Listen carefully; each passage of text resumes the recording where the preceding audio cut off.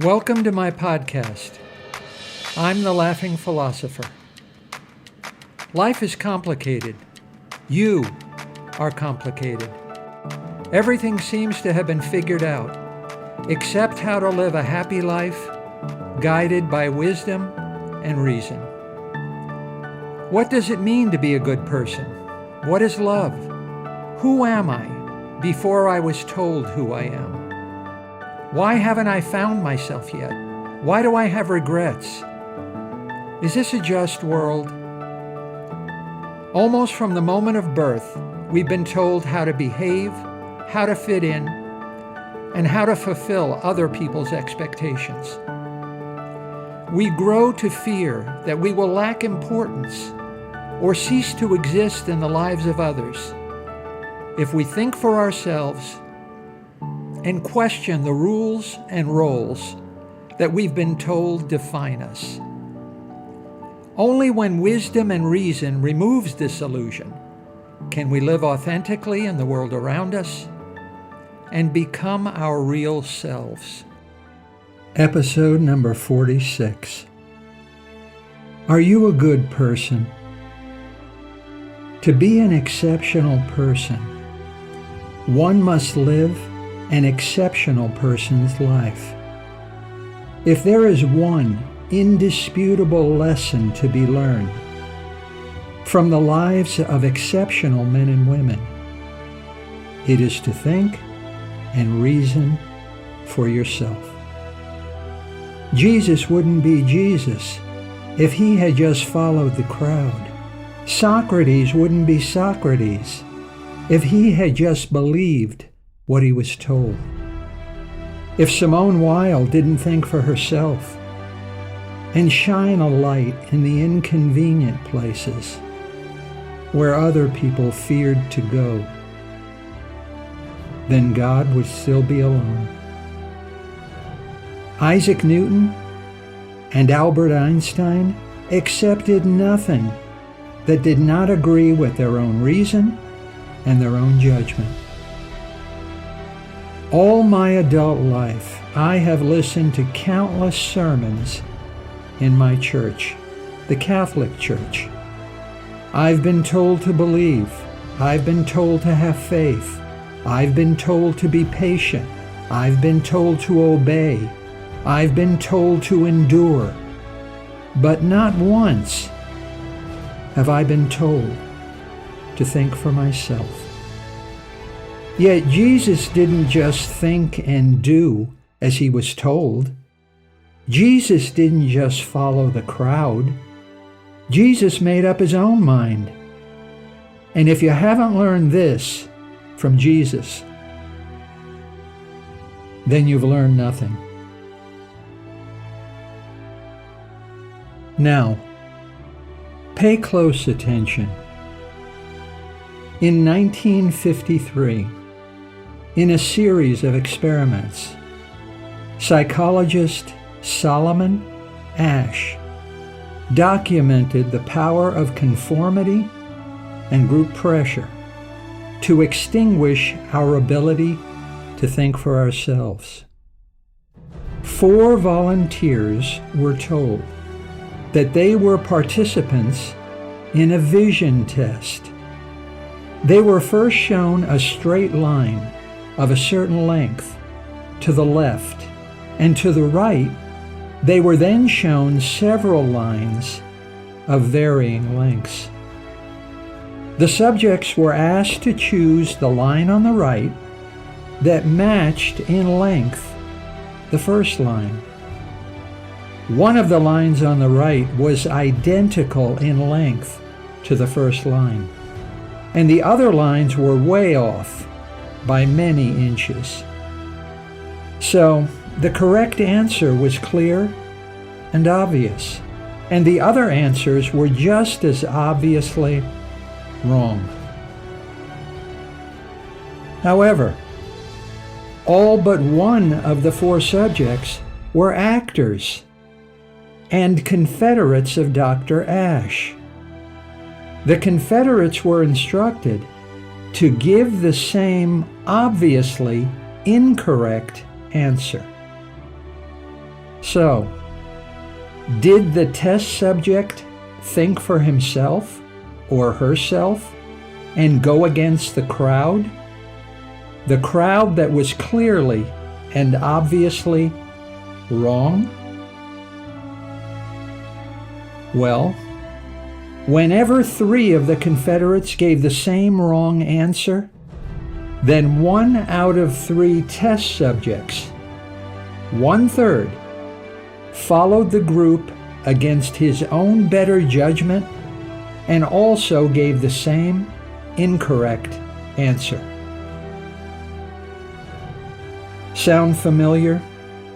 Even when the joke is not funny, you laugh with the group. Even when you know you have the right answer, you doubt yourself or keep your mouth shut if it's unpopular. Even when you know it's wrong, you go along for the ride. Just imagine how much more that 1/3 grows when the right answer is less clear and the truth is less obvious. Imagine how much more group pressure increases when the answer is more important and consequential. Imagine how much more inclined you are to conform when you will lose more than you will gain by dissenting from the majority. In other words, when the group jumps off a cliff, then so will you.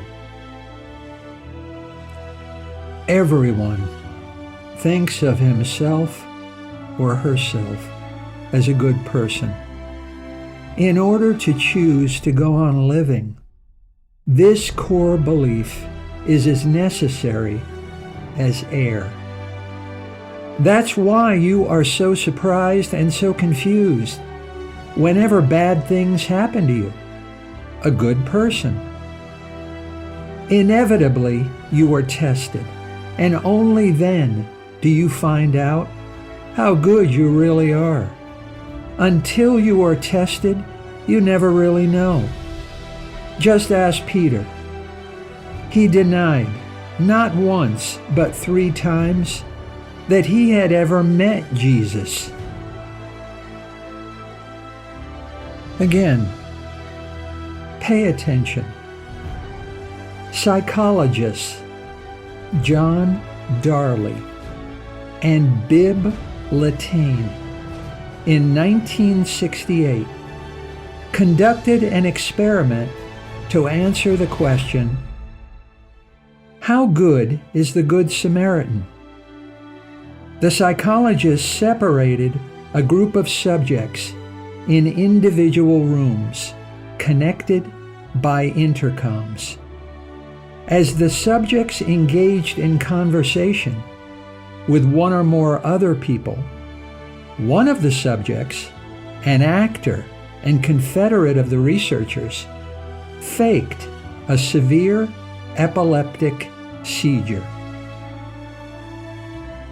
If the test subject believed that he or she was the only other person in conversation with the victim, then 85% immediately left the room to seek help. However, if a test subject believed that 4 other people were in the discussion with the victim, then only 31% attempted to seek help once the seizure began. The other 2/3 of the subjects did nothing and just assumed that someone else would seek help for the victim. Just imagine how much less responsible you feel with 10 or 20 other people.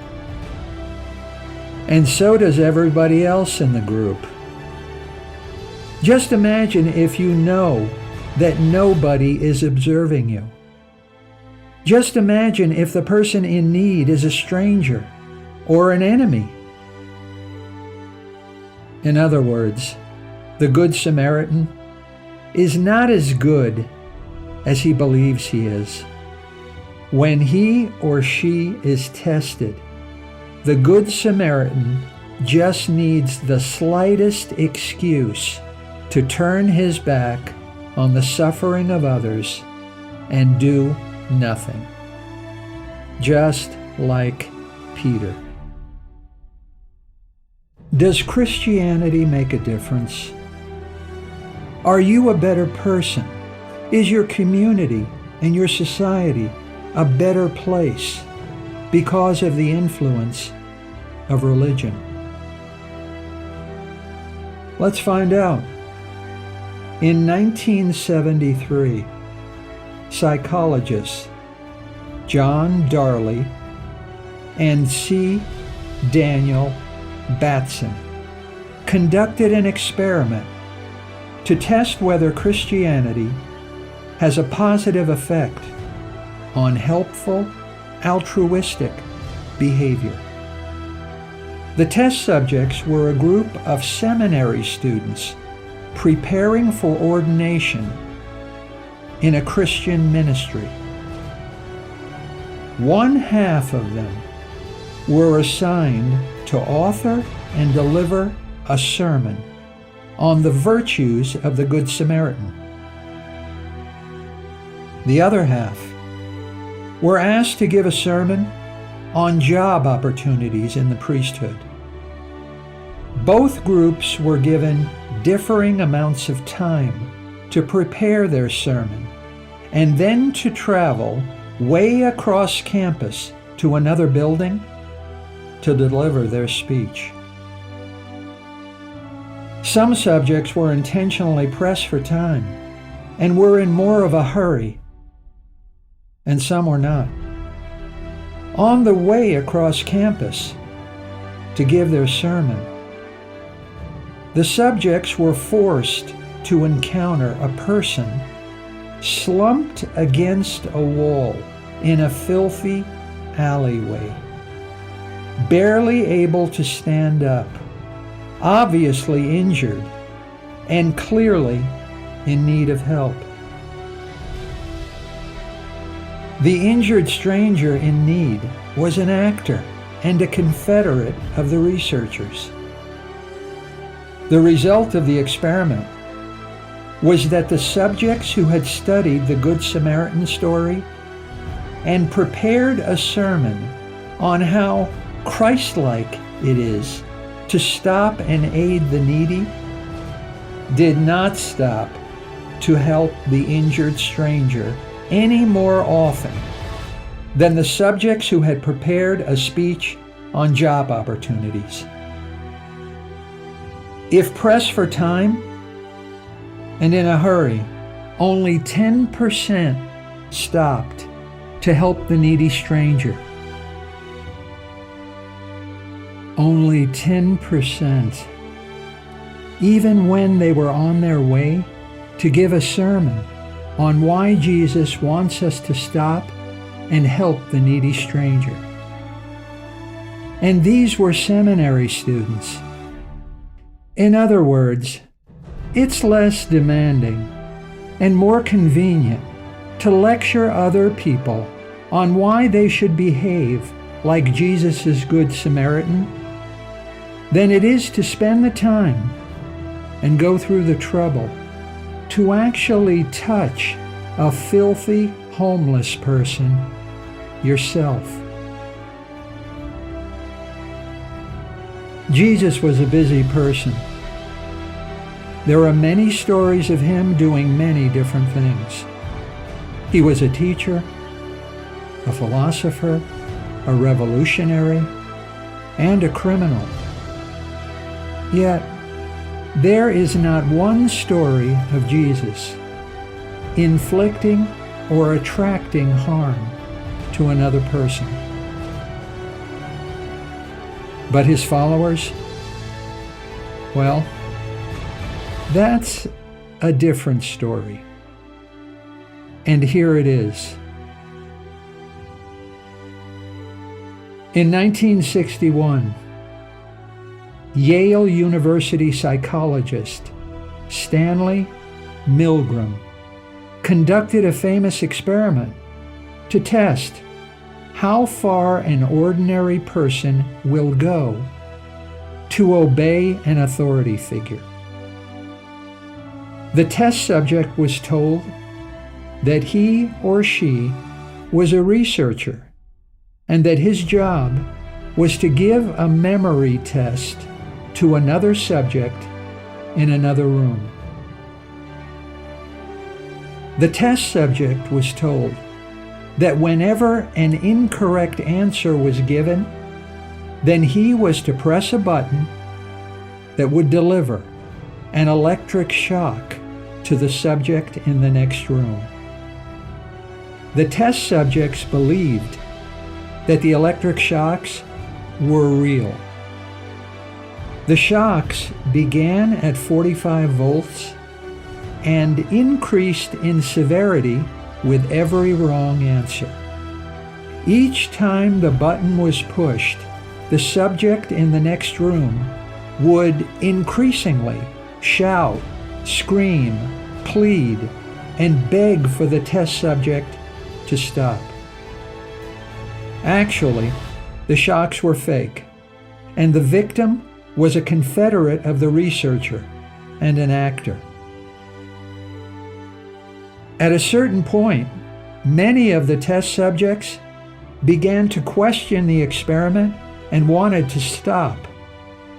But each time, an official-looking scientist in a lab coat reminded the test subject of his responsibility and ordered him to continue.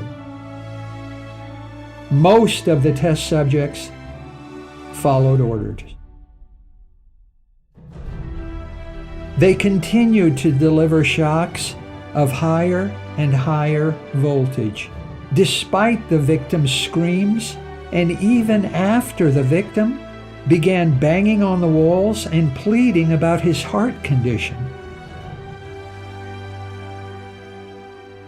After more shocks, the victim was silent, and no sounds at all were coming from his room. The test subjects were convinced either that he was unconscious or that he was dead. So at this point, how many of the test subjects continued to deliver electric shocks? Between 61 and 66% followed orders and continued to deliver stronger and stronger electric shocks up to the maximum voltage of 450, even after the test subjects believed that the victim had died. Normally, 110 to 230 volts is enough to kill a person. Yet, the test subjects didn't even begin to object to the experiment until they reached 300 volts. Exactly 0% complained about the experiment before that point. In 1972, psychologists Charles Sheridan and Richard King replicated the Milgram experiment. This time, the test subjects were ordered to shock a puppy every time a mistake was made. And this time, the electric shock and the puppy cries were real. Exactly 20 of 26 test subjects followed orders and continued the experiment to the highest voltage possible. Almost 80%, almost 8 out of 10 people would torture a puppy to death if they were ordered to by an authority figure.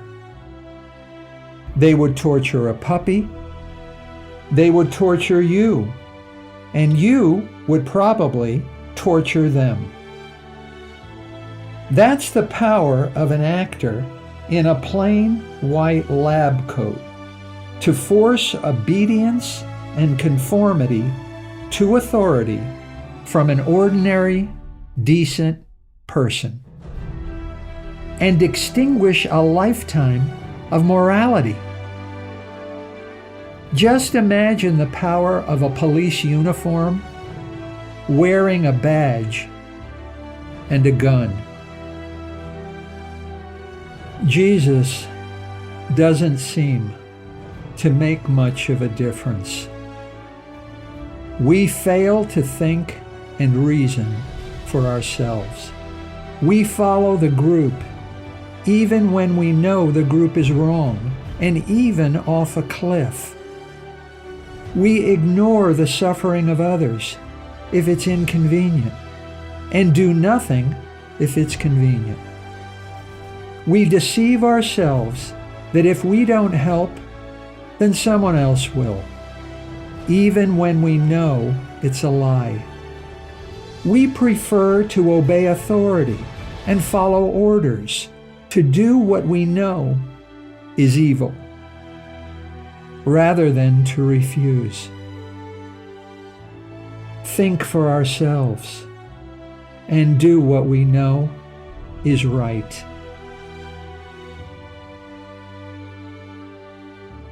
Are you a good person?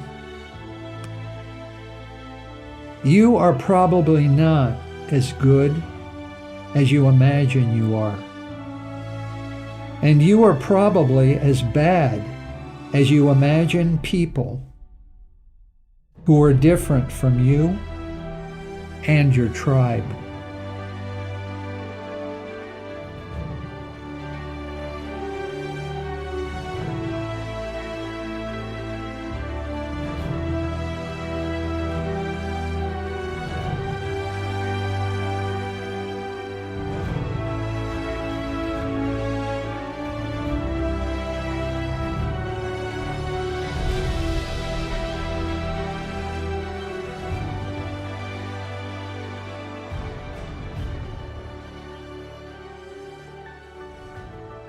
Hi, I'm Dr. Robert Corey, the Laughing Philosopher.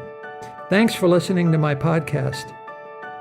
I've devoted my professional life to the intersection of sociology and philosophy, where the contemporary problems of life meet the ideas and convictions of the greatest human minds. Join me by subscribing to the Laughing Philosopher as we use reason and wisdom to explore big answers to the most important of all big questions: how to live.